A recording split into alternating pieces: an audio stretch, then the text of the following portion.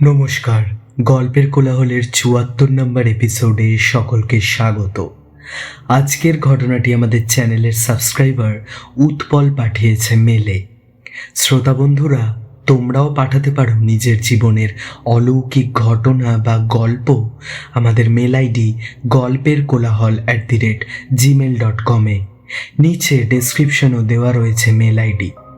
আজকের ঘটনা ভালো লাগলে লাইক শেয়ার করে একটু ভালোবাসা দিও, আর কমেন্ট করে জানিও কেমন লাগলো ঘটনাটি। আর নতুন সত্যি ভৌতিক ঘটনা মিস না করতে চাইলে সাবস্ক্রাইব করে নিও আমাদের চ্যানেল গল্পের কোলাহলকে। চলি সরাসরি ঘটনায়।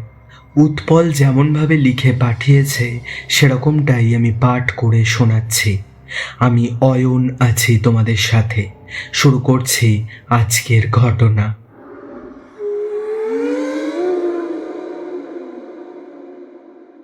নমস্কার দাদা, আমি উৎপল।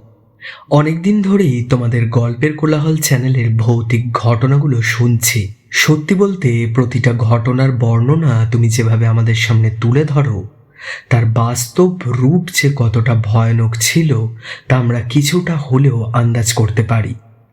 আমি যে নিজে কতটা এসব বিশ্বাস করি তা আমি বলে বোঝাতে পারবো না। হয়তো অনেকেই ভাবতে পারে যে আজকালকার ছেলে হয়ে এসব মানছে। হ্যাঁ, আমি মানি। আমার নিজের চোখের সামনে যে মারাত্মক ভয়ের ঘটনা ঘটেছে তা ভুলবার নয়, যার জন্য দাদা আজও আমি ঠিকভাবে রাতে ঘুমোতে পারি না। আর এই ঘটনার যে প্রভাব আমার ওপর পড়েছে তা আমার লেখার শেষে আশা করি সবাই বুঝতে পারবে। একদম প্রথম থেকেই আমি সবটা লিখে পাঠাচ্ছি। সময়টা ছিল তখন 2022 সাল। ইঞ্জিনিয়ারিং পড়া শেষ করে অনেক চেষ্টা করার পর একটা অফিসে চাকরি পেলাম। আমার কাজ ছিল রোড কনস্ট্রাকশনের ডিপার্টমেন্টে।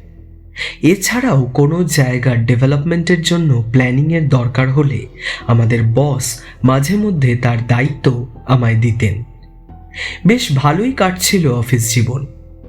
অফিসে অনেক বন্ধু বান্ধব হয়েছিল। সেই অফিসে কলিগদের মধ্যে কিছু জনের সাথে এখনো যোগাযোগ রয়েছে।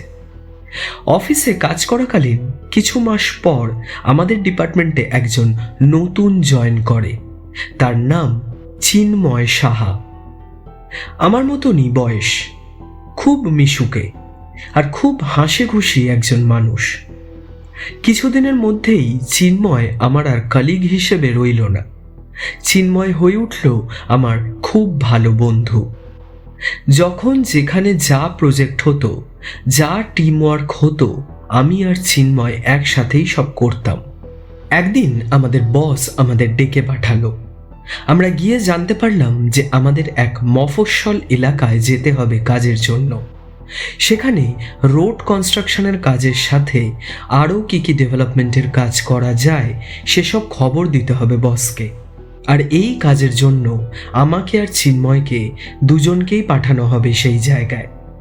আর সেখানে আমাদের 1 মাসের মতো সময় থাকতে হবে। আমরা রাজি হয়ে গেলাম। তখন আমাদের দুজনের কেউই জানতাম না যে বসের কথায় ওই জায়গায় যাওয়ার জন্য রাজি হয়ে যাওয়াটা আমাদের জীবনের কতটা বড় ভুল ছিল। কেন এটা বললাম সেটা আস্তে আস্তে বুঝতে পারবে। বসের কথা শুনে তখন আমরা খুব এক্সাইটেড ছিলাম। এই প্রথমবার আমরা নিজেদের জায়গা ছেড়ে অন্য জায়গায় কাজ করার সুযোগ পেয়েছি এতজনের মধ্যে। সেটাই একটা বড় বিষয় ছিল তখন আমাদের কাছে। সেখানে গিয়ে আমরা 2 বন্ধু মিলে কিছুদিন থাকতেও পারবো আর কাজও করতে পারবো। বাড়ি ফিরে আমরা বাড়িতে সব কথা জানাই। 2 দিনের মধ্যেই আমরা ব্যাগ গুছিয়ে নিয়ে তৈরি হয়ে গেলাম। আমরা যে জায়গাটায় গেছিলাম সেটার নাম এখানে উল্লেখ করছি না। আমরা বাড়িতে বলেছিলাম সেই জায়গার কথা। বস সব ঠিক করেই রেখেছিল আগে থেকে। অফিসের গাড়ি আমাদের নিয়ে যায় সেই জায়গায়। রাস্তায় যেতে যেতে চিন্ময়কে একটু চিন্তিত দেখি আমি। সেই দেখে চিন্ময়ের থেকে জানতে চাই যে কি হয়েছে। চিন্ময় তখন বলে যে ও যখন বাড়িতে এই জায়গার কথা বলে তখন ওর দাদু নাকি খুব রাগারাগি করে। দাদু নাকি একদমই চাইছিল না যে চিন্ময় এই কাজের জন্য ওই জায়গায় যায়। বসকে না করে দেওয়ার কথাও অনেক করে বলতে বলেছিল, কিন্তু চিন্ময় শেষ অবধি দাদুকে বুঝিয়ে যেতে পারছে। দাদু শুধু বলছিল খুব সাবধানে থাকতে। দাদুকে কারণ জিজ্ঞাসা করাতে দাদু চিন্ময়কে বলেছিল যে পুরনো বাড়ির কাছে না যেতে। পুরনো বাড়ির বিষয়টা আমার মাথায় কিছুতেই ঢুকলো না তখন। পুরনো বাড়ি নিয়ে প্রশ্নটা করার সাথে সাথেই ড্রাইভার বলল যে আমরা পৌঁছে গেছি। দরজা খুলে বাইরে বেরোলাম। বেলা তখন 12টা। আশপাশটা বেশ ভালোই জমজমাট লাগলো। বসের চেনা একজনের বাড়িতে আমরা গিয়ে উঠলাম। আগে থেকেই সব কথা বলা ছিল। ওটা আসলে ছিল বসের এক কাকার বাড়ি। আমাদের দেখে কাকা বেশ খুশি হলো। আমাদের সাথে করে নিয়ে গিয়ে ঘরও দেখিয়ে দিল। আমরা ঘরে গিয়ে ফ্রেশ হয়ে খাবার দাবার খেয়ে একটু বিশ্রামের জন্য ঘরে এলাম। ভাবলাম একটু ঘুমিয়ে নিয়ে সন্ধ্যের দিকে বেরোবো চারপাশটা দেখতে। সন্ধ্যাবেলায় আমরা তৈরি হয়ে বেরিয়ে পড়লাম। হাঁটতে হাঁটতে রাস্তাঘাটে দেখলাম খুব খারাপ অবস্থা। রাস্তার উন্নতির জন্য অনেক জায়গার ব্যাপারেই কথা বলতে হবে বসের সাথে। কিন্তু আমরা এটাও দেখলাম যে সকালের মতো পরিবেশ একদমই থাকে না বিকালে। সন্ধেবেলায় যদিও বা দোকান খোলা থাকে, লোকজনও বেরোয়, কিন্তু রাত 8:30টার পর থেকে পথঘাট আস্তে আস্তে ফাঁকা হতে শুরু করে। সেদিন রাতে আমরা বাড়ি ফিরে বসকে সব জানাই। বস বলে যে 1 উইকের মধ্যে কাজ শুরু করতে হবে। আমরা তখনই সব প্ল্যান করে নিয়ে সেই রাতেই বসকে মেল করে দিই। রাতে খাওয়া দাওয়া শেষ করে আমরা শুয়ে পড়ি। তখন আমার মাথায় আবার ওই প্রশ্নটা আসে। আমি চিন্ময়ের থেকে জানতে চাই যে ওর দাদু কিসের থেকে সাবধানে থাকার কথা বলেছে, আর কেনই বা আসতে দিতে চাইছিল না ওকে। চিন্ময় বলে যে এটা তার দাদুর চেনা জায়গা। যখন এই জায়গার কোনো উন্নতি হয়নি, পুরনো গ্রাম ছিল যখন, সেই সময়ের, আজ থেকে বহু বছর আগে চিন্ময়দের পূর্বপুরুষের বাড়ি ছিল এখানে। যেখানে আমরা ছিলাম সেখান থেকে আধ ঘন্টার পথ পেরোলেই ছিল চিন্ময়ের পুরনো বাড়ি, পূর্বপুরুষদের বাড়ি বলা যেতে পারে।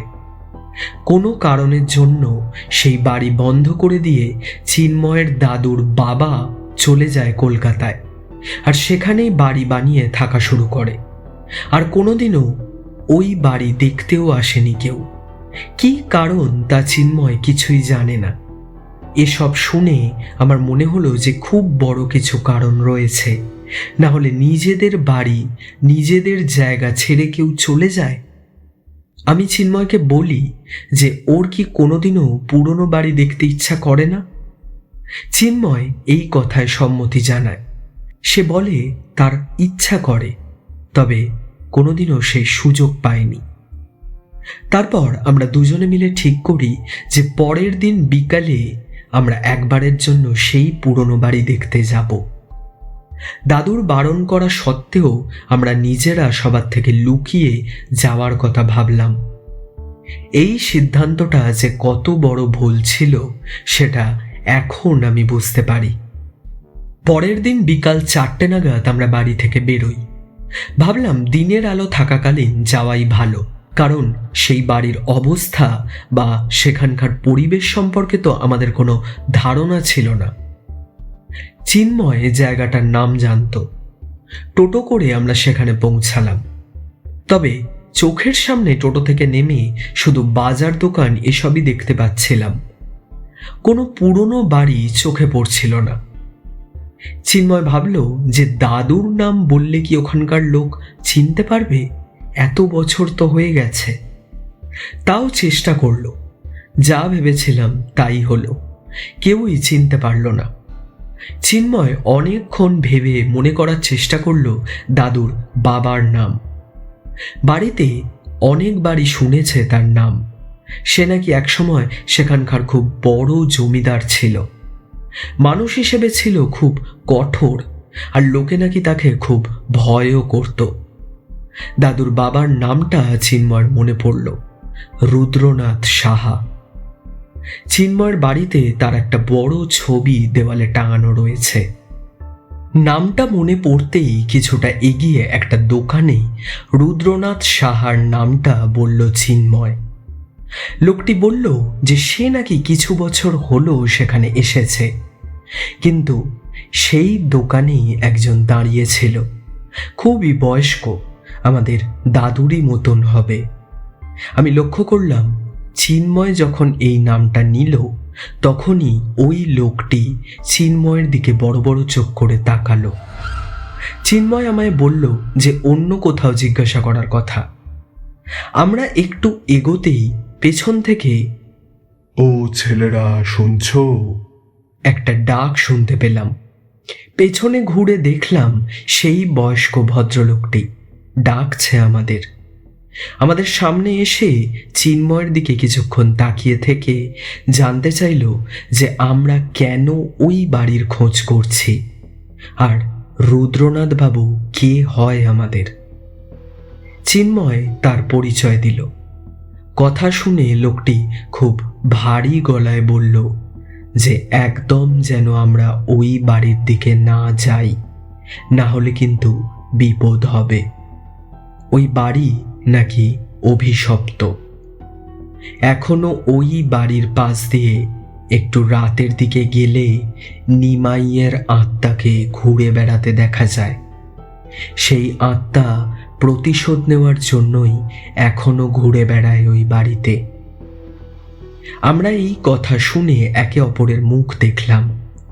লোকটি চিন্ময়ের হাত ধরে বলল যে ওই বংশের ছেলে হয়ে যেন একদমই ওই বাড়িতে না যায় চিন্ময়, তাহলে খুব বড় ক্ষতি হয়ে যাবে।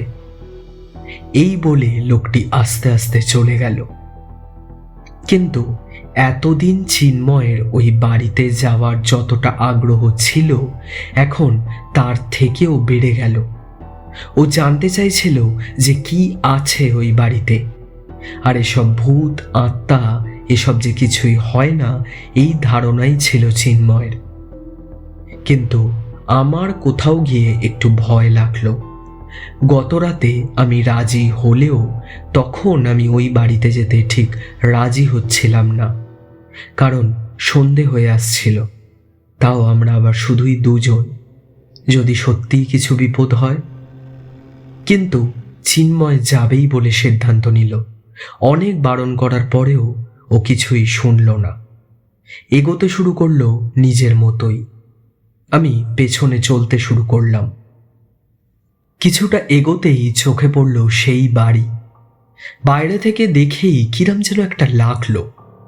বাড়িটা দুতলা, পুরো ভগ্নপ্রায় পুরো বাড়ির মতো দেখতে হয়ে গেছে। বন জঙ্গলের মাঝখানে একা ওই বাড়ি দাঁড়িয়ে। চিন্ময় গেটের তালাটা হাত দিয়ে টানতেই দেখলো ভেঙে গেল। আমরা ভেতরে ঢুকলাম। হঠাৎ একটা ঠান্ডা হাওয়া আমাদের পাশ দিয়ে যেন বয়ে গেল, অথচ গাছের একটা পাতাও নড়ল না। চিন্ময়কে তখনও আমি বারণ করলাম, বললাম যে বাড়িটা বাইরে থেকে দেখা হয়ে গেছে, এবার ফিরে চল। কিন্তু চিন্ময়কে যেন ওই বাড়ি টানছিল। ও কোনো কথাই শুনছিল না। সব ঝোপঝাড় পার করে ও ঢুকলো ওর পূর্বপুরুষের বাড়িতে। বাড়ির ভেতরটা ধুলো ঝোল নোংরা হয়ে পড়ে রয়েছে।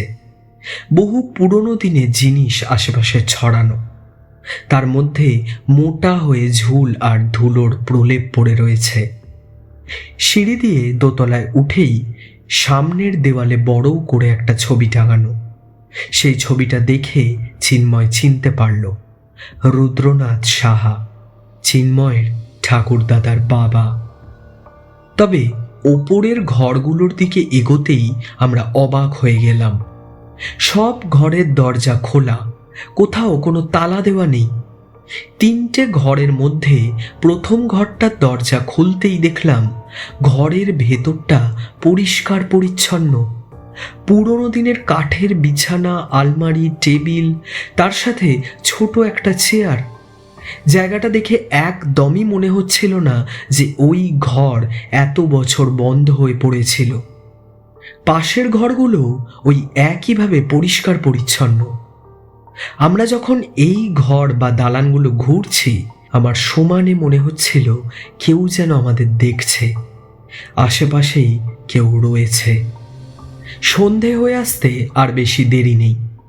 চিন্ময়কে বললাম এবার এখান থেকে বেরোনো যাক, কিন্তু চিন্ময় বলল যে পুরনো বাড়িটা যখন ঘোরা হলো ছাদটাও দেখে আসি।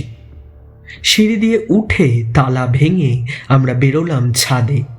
কিন্তু এত তাড়াতাড়ি সন্ধে হয়ে গেল না, আমরা দেখলাম আচমকাই সারা আকাশ জুড়ে কালো মেঘ করে এসেছে। এতটাই কালো মেঘ করেছে যে চারপাশটা অন্ধকার করে এসেছে। আকাশের এই অবস্থা দেখে আমি চিন্ময়কে বলি, তাড়াতাড়ি এই বাড়ি থেকে বেরোতে হবে আমাদের, না হলে বৃষ্টি এলে সব ভাসিয়ে দেবে, আমরা আর বেরোতে পারবো না। এই বলেই তাড়াতাড়ি করে সিঁড়ি দিয়ে নামছি। দরজার সামনে যেতেই আকাশ ভেঙে শুরু হয়ে গেল বৃষ্টি। এত জোর ঝড় হতে শুরু করলো যে গাছের ডাল সব ভেঙে পড়ছিল। চিন্ময় বলল কিছুক্ষণ ওই বাড়িতেই অপেক্ষা করতে, তারপর বৃষ্টি থামলেই বেরোবো। কিন্তু সেদিন এই বৃষ্টি ছিল সাংঘাতিক, কিছুতেই থামছিল না। ওই বাড়িতেই আটকে গেছিলাম আমরা। নিচের তলাটা ঘুরে দেখছিল চিন্ময়। আমার শুধু চিন্তা হচ্ছিল কখন বেরোবো। দরজার সামনে আমি দাঁড়িয়ে শুধু এটাই ভাবছিলাম। তখন অন্ধকার হয়ে গেছে প্রায় বাড়ির ভেতরটা।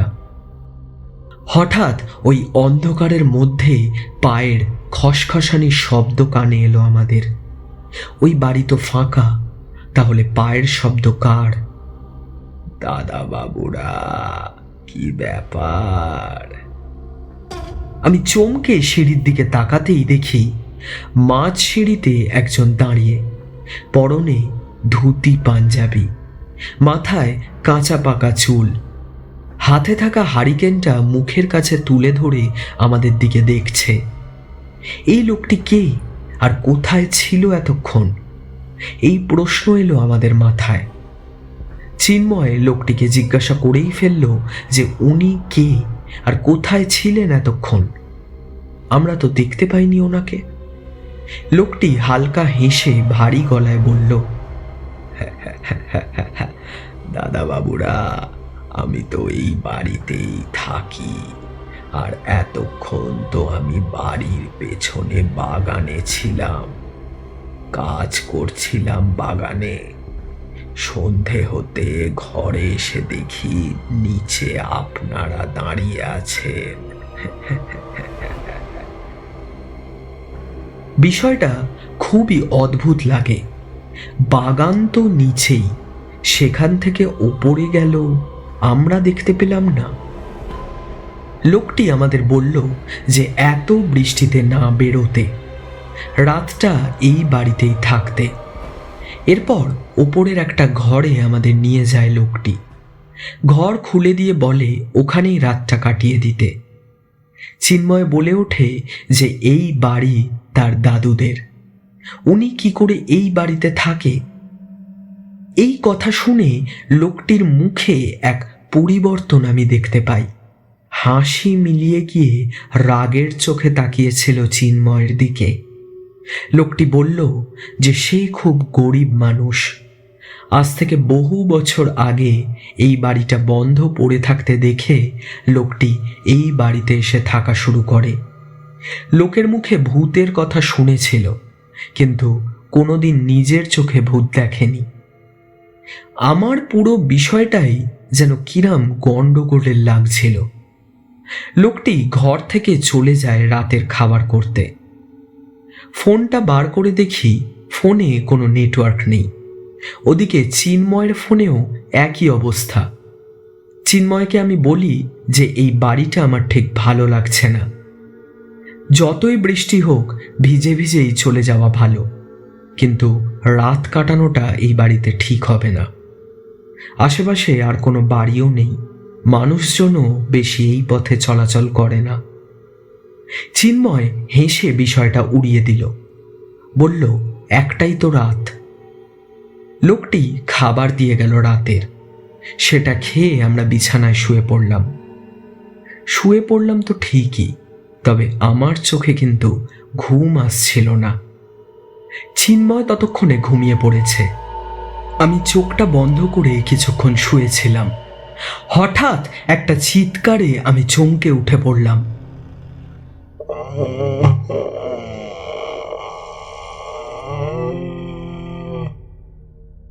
গলাটা শুনে মনে হলো ওই লোকটার গলা। লোকটির কি কোনো বিপদ হলো? অন্ধকার ঘরের মধ্যে ফোনের ফ্ল্যাশটা জ্বেলে দেখি চিন্ময় অঘোরে ঘুমোচ্ছে। আমি একাই বেরোই ঘর থেকে, সিঁড়ি দিয়ে নিচে নামি। যন্ত্রণায় মানুষ যেরকম একটা মুখ থেকে শব্দ করে, ঠিক ওই ধরনের শব্দই আমি শুনতে পাচ্ছিলাম নিচে থেকে। কিন্তু নিচের তলায় গিয়ে দেখি কিছুই নেই। চোখে পড়ল একটা দরজাটা ভেজানো ছিল। আমি খুলে দেখলাম সামনে একটা বিশাল বড় বাগান। বৃষ্টি তখন থেমে গেছে। চাঁদের আলোয় বাগানটা পরিষ্কার দেখা যাচ্ছে। ফ্ল্যাশটা বন্ধ করে আমি বাগানের মধ্যে এগোতে লাগলাম। আওয়াজটা আরো বাড়ছিল তখন। আমার মনে হচ্ছিল তার মানে লোকটি আশেপাশেই কোথাও আছে। কিছুটা এগোতেই দেখি একটা বড় ঢিপির পাশে ওই লোকটি মুখ থুবড়ে পড়ে আছে। আমি সঙ্গে সঙ্গে বলি, এ কি কি কি আপনার কি হলো? এত রাতে আপনি এখানে এরম ভাবে কি করছেন? আপনি পড়েও বা গেলেন কি করে এরকম? লোকটি বলে, আমি কাজ করতে এসেছিলাম আর শ্যাওলাতে পাটা পিছলে পড়ে যাই। আমি লোকটিকে তোলার জন্য যেই এগোতে যাব, ওনার কাছে গিয়ে দেখি ওনার সারা শরীরে পিঁপড়ে আর পোকা কিলবিল করছে। কি হলো? আমায় উঠতে একটু সাহায্য করো। আমি বলি, আপনার শরীরে এত পিঁপড়ে আর পোকা?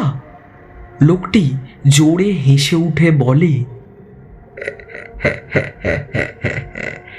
এতকাল মাটির তলায় পড়ে আছি, পিঁপড়ে পোকা আরশোলাতেই তো শরীরটা কুড়ে কুড়ে খাচ্ছিল। মানে কি কি কি কি বলতে চাইছেন আপনি? লোকটি সঙ্গে সঙ্গে উঠে দাঁড়ায় আর তারপর আমার দিকে ঘোরে। কি বিভৎস চেহারা তার!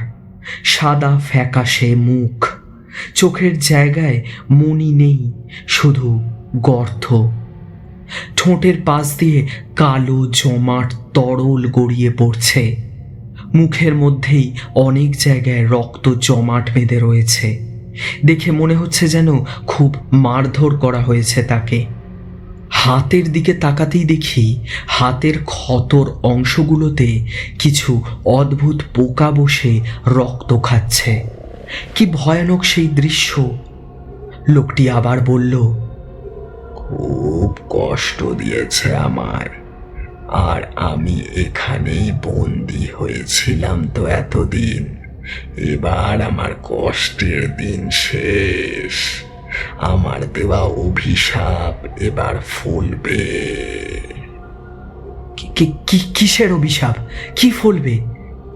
আমি কিছু বুঝতে না পেরে দৌড়ে চলে আসি ঘরে। যখন আমি আসছি, লোকটি পেছনে একভাবে চিৎকার করে বলে, অভিশাপ ফলবে, কেউ আটকাতে পারবে না, অভিশাপ ফলবে। আমি দৌড়ে ঘরে গিয়ে হাঁপাতে শুরু করি। বিছানায় দেখি চিন্ময় তখনও ঘুমোচ্ছে। ও কিছুই জানে না। আমি ওর পাশে গিয়ে শুয়ে পড়ি, ভাবি কোনো রকমে ওই ঘরে থেকেই রাতটা কাটিয়ে নেব। কিন্তু চোখ বন্ধ করলেই চোখের সামনে ভাসছে সেই মুখটা। কোনো রকমে ঘুমানোর চেষ্টা করি, নিজের মনকে বোঝাই যা দেখেছি সেটা মনের ভুল। ভোরের দিকে কখন যে গভীরভাবে ঘুমিয়ে পড়েছিলাম তা বুঝতে পারিনি। আচমকা ঘুম ভাঙতেই আমি চোখ রগড়াতে রগড়াতে উঠে বসি বিছানায়, পাশে তাকাই। চিন্ময়কে ঘরের কোথাও দেখতে পাই না। আমি সঙ্গে সঙ্গে বিছানা থেকে নেমে আশেপাশে দৌড়ে দেখতে শুরু করি। সারা বাড়ির কোথাও খুঁজে পাই না চিন্ময়কে। আমার ভয় হতে শুরু করে। গতকালের বাগানের জায়গাটার কথা মনে পড়ে আমার। দরজা খুলে আমি যাই দৌড়ে সেই দিকে যেখানে গত রাতে ওই লোকটি বসেছিল। ওই ঢিপিটার সামনে গিয়ে আমি দাঁড়াই। আমার মনটা কেমন যেন করে। আমি তাড়াতাড়ি ওই ঢিপির মাটি সরাতে শুরু করি। ঢিপির ওপর থেকে কিছুটা মাটি সরাতেই ভেতরে দেখতে পাই চিন্ময় শুয়ে রয়েছে। তার সারা শরীরে পিঁপড়ে আর অজস্র পোকা কিলবিল করছে। চিন্ময়ের কোনো জ্ঞান নেই। ওকে আমি কোনো রকমে টানতে টানতে ওই ঢিপির গর্তের ভেতর থেকে বার করি। তারপর জ্ঞান ফেরানোর চেষ্টা করি, কিন্তু কিছুতেই জ্ঞান ফেরে না চিন্ময়ের। ওই গর্তের মধ্যে আমি আরও দেখতে পাই কিছু হাড় গোড়ের টুকরো পড়ে রয়েছে। ওটা দেখার পর আমি চিন্ময়কে আর ওখানে শুইয়ে রাখতে পারি না। অজ্ঞান অবস্থায় আমি চিন্ময়কে কোনো রকমে কোলে করে নিয়ে যাই গেটের দিকে। পেছন থেকে শুনতে পাই আবার সেই হাসি। অভিশাপ তাহলে ফলল। কিন্তু আমি পেছন ঘুরে দেখি কেউ নেই। বাড়িটা থেকে বেরিয়ে কিছুটা দূর গিয়ে টোটো করে কোনো রকমে ওখানকার হসপিটালে নিয়ে যায় চিন্ময়কে। ওর বাড়িতে সব কিছু জানাই। ওরা সেদিনই এসে চিন্ময়কে কলকাতার হাসপাতালে অ্যাডমিট করে। চিন্ময়ের মা কান্নায় ভেঙে পড়ে। 2 দিন পর চিন্ময়ের জ্ঞান এলো ঠিকই, কিন্তু চিন্ময় পুরো বদলে গেল। ও আর কাউকে চিনতে পারছিল না, আর মেন্টালি আনস্টেবল হয়ে গেল। কিরকম একটা পাগলামো করতে শুরু করলো। সারাক্ষণ চিৎকার করত। সামনে কিছু একটা দেখতে পেত, যা দেখে বড় বড় চোখ করে চিৎকার করত আর বলতো, নিমাই, নিমাই আসছে, ওই তো, ওই তো ও দাঁড়িয়ে আছে, ও তো আমায় নিয়ে যাবে ওই বাড়িতে। তারপর মাঝে মধ্যেই চিন্ময়ের মুখে এই নিমাই নামটা শোনা যেত। আমি তারপর বসকেও পুরো ঘটনা জানাই। আমি বসকে এটাও বলি যে আমিও আর ওই জায়গায় ওই প্রজেক্টে কাজ করব না। তারপর কিছুদিন ছাড়া চিন্ময়কে আমি দেখতে যেতাম। ছেলেটাকে আর চেনাই যেত না। সারা মুখে দাড়ি, মাথায় বড় বড় চুল, চোখের তলায় কালি পড়ে গেছিল। খাওয়া দাওয়াও ঠিকমতো করতো না, শরীর ভেঙে গেছে। এরামই একদিন আমি চিন্ময়কে দেখতে গেছি, আর দাদু তার ঘরে আমায় ডেকে পাঠায়। আমি খুব ভয়ে ভয়ে যাই। জানি দাদু খুব রাগ করে আছে আমার ওপর। দাদু জানতে চায় যে সেদিন কি ঘটেছিল। এত বারণ করার পরেও কেন গেছিলাম আমরা ওই বাড়িতে। আমি কোনো কিছু গোপন না রেখে সবটাই দাদুকে বলি। আমার দেখা ওই লোকটির কথাও জানাই। দাদুর এসব শুনে পুরো চেহারাই পাল্টে যায়। ভয়ে কিরম যেন মুখ চোখ হয়ে যায়। তারপর দাদু একটু জল খেয়ে বলতে শুরু করে বহু বছর আগের এক ঘটনা। তখন দাদুর বাবারা একটা অন্য জায়গায় থাকতো। জমিদার মানুষ, রুদ্রনাথ সাহার ব্যাপারই ছিল আলাদা। দম্ভ, অহংকার, রাগ এসবে মোড়া এক মানুষ ছিল রুদ্রনাথ সাহা। শুধু টাকা উপার্জনের দিকেই মন ছিল তার। লোভ আস্তে আস্তে নাকি খুব বেড়ে গেছিল তার। ওনার মতো চিন্ময়দের বংশে আর কোনো মানুষ এর আগেও ছিল না, আর এখনো নেই। এরামি একদিন গ্রামের এক সবজিওয়ালা খুব কষ্টে বহুদিন ধরে টাকা জমিয়ে জমি কিনেছিল একটি। তার সংসারে ছিল বলতে শুধু তার মা। রুদ্রনাথ এই খবরটা পেয়ে বৃষ্টির রাতে কিছু পোষা লোককে নিয়ে যায় তার কাছে।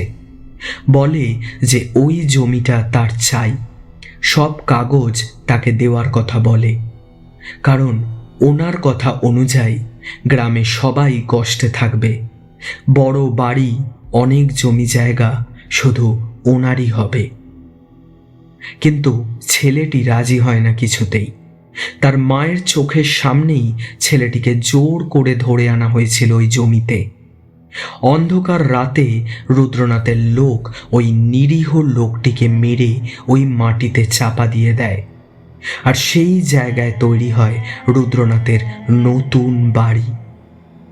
পুলিশও কিছু করতে পারে না এর বিরুদ্ধে। সব কিছুই ছিল রুদ্রনাথের হাতে। কিন্তু ওই বাড়ি হওয়ার পরেই চিন্ময়ের দাদুর 2 কাকা 1 মাসের মাথায় অদ্ভুতভাবে মারা যায়। কেউই বুঝতে পারে না তার কারণ। ডাক্তার বলেছিল হার্ট অ্যাটাক। তারপরই মারা যায় দাদুর এক ভাই। জন্মানোর পরেই 2 বছরের মধ্যেই সে মারা যায়। নিরীহ ছেলেটিকে মারার অভিশাপ ফলতে শুরু করেছিল। শেষে রুদ্রনাথ ওই জায়গা ছেড়ে চলে আসে কলকাতায়, আর সেখানেই বাড়ি বানিয়ে থাকা শুরু করে। তারপর থেকে আর কিছু বিপদ হয়নি। কিন্তু রুদ্রনাথ মানে দাদুর বাবা যখন মৃত্যুশয্যায় ছিল তখন বলেছিল যেন ওই বাড়িতে আমরা কোনোদিনও না যাই, কারণ নিমাই মানে সেই ছেলেটির আত্মা প্রতিশোধ নিতে চায়। মারা যাওয়ার আগে নিমাই অভিশাপ দিয়েছিল যে ওই বাড়ির কেউ ওখানে বেঁচে থাকতে পারবে না। বংশের শেষ সন্তানেরও মৃত্যু ঘটবে ওই বাড়িতে থাকলে, আর সেটা হচ্ছে চিন্ময়। কিন্তু চিন্ময়ের প্রাণ রয়েছে, আর সেটা শুধুমাত্র ওর কাছে থাকা তাবিজের জন্য। সবটা শুনে আমি বুঝতে পারলাম অভিশাপটা কিসের। এরপর চিন্ময়কে মাঝে মাঝে মেন্টাল হসপিটালে নিয়ে যাওয়া হয়। অনেক ট্রিটমেন্ট করানোর পর এখন চিন্ময় কিছুটা সুস্থ হয়েছে। ওই অফিসে আমি আর চাকরি করি না। চিন্ময় ছাড়া ওখানে আমার ভালো লাগতো না আর। এখন আমি একটি নতুন অফিসে কাজ করি, আর যখনই সুযোগ পাই চিন্ময়কেও দেখে আসি।